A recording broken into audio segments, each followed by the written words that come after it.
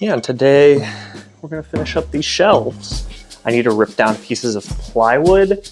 I don't like running the table saw. It's messy, loud, and it feels dangerous, but I will do it. I got a window to put in. Well, one of the windows. But yeah, let's rip down some pieces of plywood.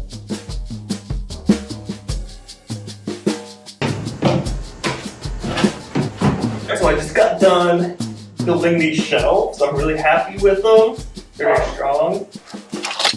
There we go. And I'm gonna put my workbench here because I want to be able to see into my yard. Look at that. I went inside and took a nap.